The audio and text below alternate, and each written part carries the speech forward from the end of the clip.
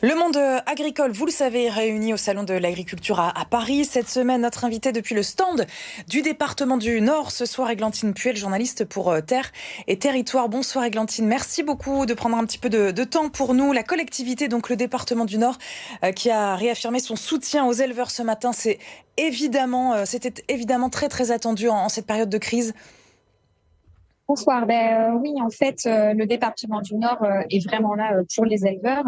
Et oui, c'était attendu. En tout cas, ça s'est senti dans les rangs du stand, puisque Monsieur Poiré a bien réaffirmé que malgré le fait que le département, c'est pas sa compétence principale, l'agriculture, essayait quand même de faire un maximum pour eux. Et on a senti que c'était important.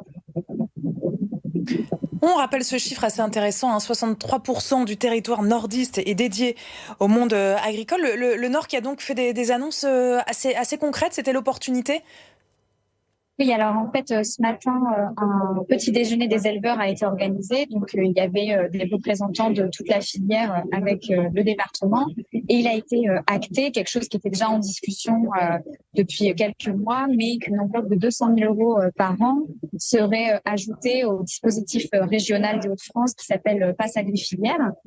Et donc, ces 200 000 euros par an peuvent permettre à des agriculteurs de faire des petits investissements. Et apparemment, ça fonctionne très bien. Et puis, une idée est arrivée sur la table qui serait sur le modèle du camion bleu, qui est un camion qui permet d'aider les citoyens dans leur démarche administrative. Bien sûr, ce modèle-là, de créer quelque chose pour aider les agriculteurs dans leur démarche administrative.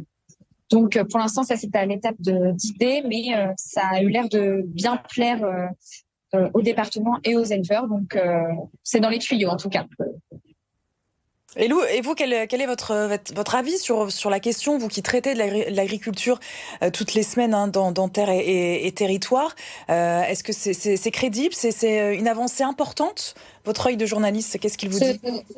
Par rapport à leur démarche administrative, c'est vrai qu'il y a quelque chose qui revient tout le temps dans les reportages, c'est qu'ils sont un peu noyés en fait sous les papiers, dans les démarches administratives. Alors comme beaucoup de Français, mais il est vrai que eux, ils ont l'Europe à gérer, la France à gérer, le département à gérer, la région. Ils ont beaucoup de choses à faire différentes. Et c'est vrai que parfois, ils sont un peu noyés avec leur travail qui leur prend énormément de temps, notamment les éleveurs, qui est un travail 24 heures sur 24, 365 jours par an. Effectivement, il faut comprendre que parfois, ils n'ont pas le temps, tout simplement, d'aller chercher l'information. Et si on peut leur donner de manière simplifiée, ça pourrait beaucoup les aider.